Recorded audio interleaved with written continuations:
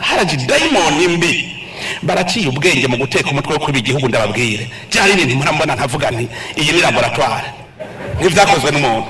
Evariste Ndayishimiye yamatanga uburorero bw'ingene biba igihugu ariko nta na rimwe yigera avuga amazina y'abiba igihugu. Bamwe mu bamwegereye batumyesha ko umukuru w'igihugu Evariste Ndayishimiye hamwe na bamwe mu basirikare b'ipete rya generale bariko bakora ibikorwa vy'ubutunzi bishobora gusenyura ubutunzi bw'igihugu ku nyungu zabo. Abantu benshi bazi yuko umurobera rurasa igihugu gisamuye mu butunzi ubu gisamuye kandi kirahenuka. Dufashe akarorero ka hafi kumwe mu begereye President Evariste Ndayishimiye ni Lieutenant General Prime Niyongabo arongoye ibiro bikuru vya gisirikare. Kwigenekerezo rya mbere Kigarama mu mwaka uheze yasohokanye amadolari arenga 200,000 mu isakoshi mu gihe itegeko ritemerera abantu kurengana imbibe z'igihugu c'u Burundi bafise amahera arenga 10,000 vy'amadolari y'Abanyamerika. Iyo nkuru yanateye uruhagarara ku kibuga c'indege ca Bujumbura ikaba yabaye akanizwe n'ingoma. Iyo ntwazangabo ariko akora ibindi bikorwa vy'ubutunzi bisa n'ibidasiguritse hashobora no kujamwo ivyo guhungabanya ubutunzi bita blanchiment d'argent mu rurimi rw'igifaransa.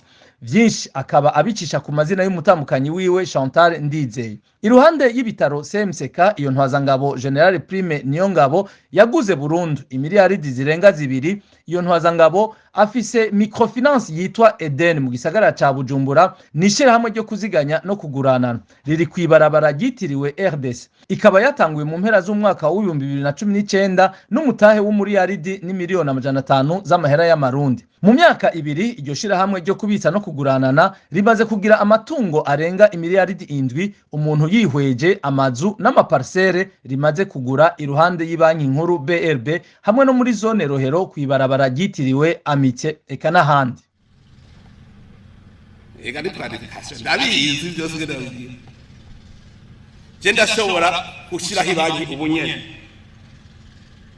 Hashiraho ibanki kada bahana nakwe muri leta none sizanye ngo nababwiye gacankereya banki mwese kuyigira.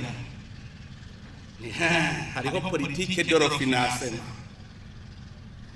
Reka ngende fatije muri abanki yanje ndayatware ncegenda mbwire berbe iciro finasa yabahera ndatwara ambasobwe mugabo ejo gasanga umuntu afise ideni y'imiliyaridi 1,000 yose yavuye muri leta atembagaye ahomvye bigenda gute sige guco cyose gitembagaye wabubwira uti tubaze dukontorera wa mugabo ngo wasaze.